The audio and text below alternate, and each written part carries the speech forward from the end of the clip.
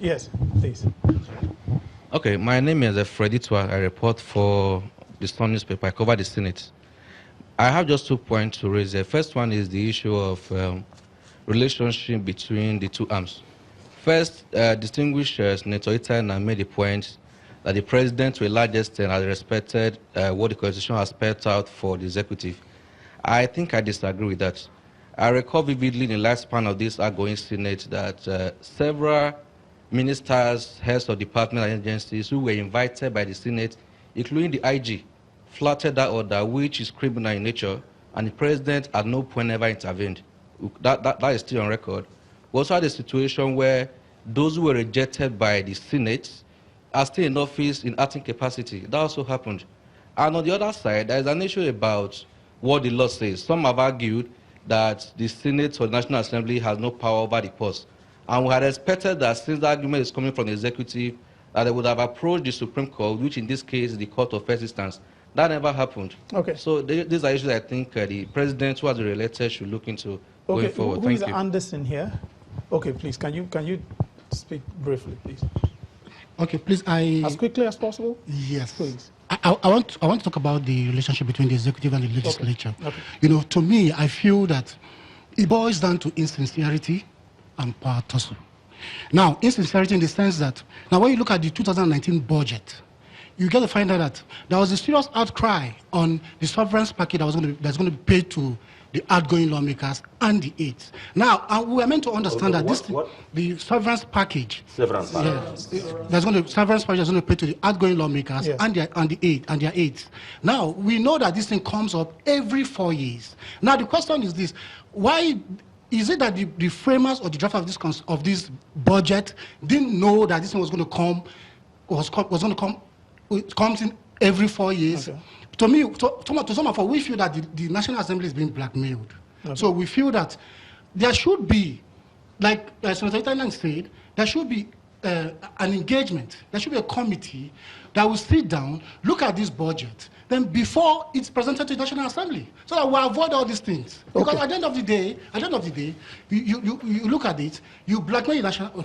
Thank you very much. Please, can we move it? Okay, I'll take you, then I'll come to this end, please. Okay, my name is Mukhtar from Connected Development. Okay. So my question as a youth, I would say, I'm more of a comment. As a youth, I would say the relationship between the Senate, the National Assembly and the presidency is a bit cordial because we've seen the passage of Not Too Young to Run bill and what have you. So my question goes to the SA or to the president. Yes. I have a question on Petroleum Industrial Governance Bill. I don't know what the president is doing regarding that bill. I'm very curious that we don't have a member of a House of Representatives here. Okay. I could have asked him about a question about the bill that tend to see all our children go to free and compulsory education. That's the UB amendment bill. Okay, let me come to this end. Yeah, my name is Busayo. I work for Connected Development. We track government funds in marginalized communities. So very quickly, I want to say that it's clear that the attention of the the legislature and the executive is not even tended towards the people, in all sincerity. So we must just have that at the back of our mind. The senator has also said that a point of divergence between the both is when it comes to the budget. And you understand what happens when money is in the mix. So it's not about the people. So I think Nigeria is matured enough to have a constitutional court. When there is no understanding, I think we should have a court where we can get those understandings, very fast. And okay. I'm sorry, I have run out of time. I'm going to take one comment from my panelist here, and I think I'll start from my right. Yeah, very well, Larry. I think political scientists have told us severally that democracy is a journey and not a destination. We are progressing. We have progressed from 1999 up to this point. In the early stage, we saw that the tension between the executive and the legislature was very high because of the temperament of the persons handling the different harm, as it were. It's gradually reducing. The legislature is trying to assert themselves increasingly. They are getting there, whether rightly or wrongly, amongst themselves and trying to shelve the executive in terms of, especially how their leadership emerge. I see us growing.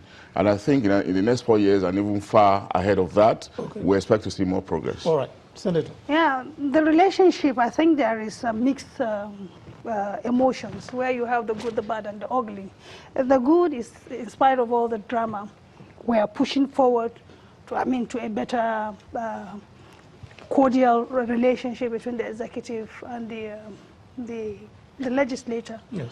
The bad is that the National Assembly or the legislators are perceived as if they have a selfish interest on their own.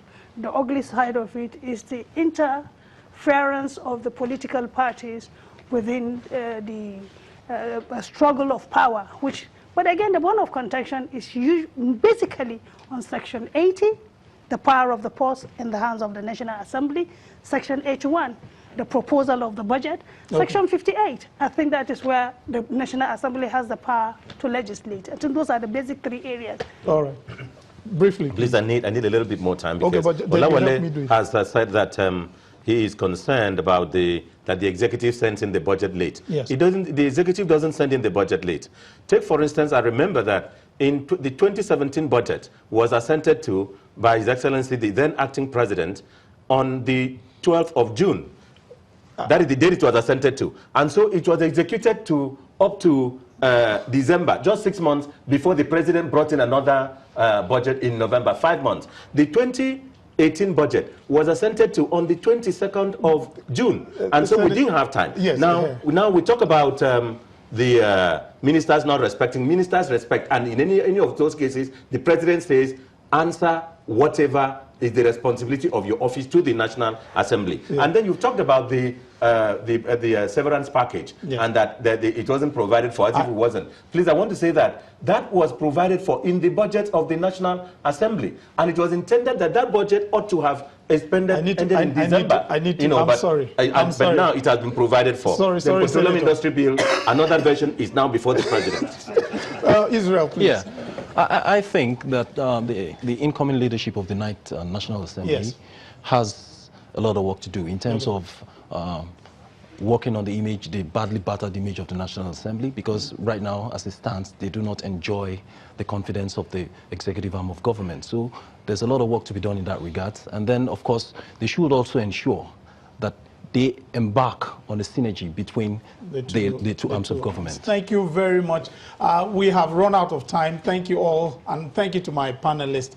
And to those in the audience and here in the studio, very grateful. This has been The Core, and on behalf of Channels TV and Daria Media, I'm Lanre Lasisi, wishing you a good evening.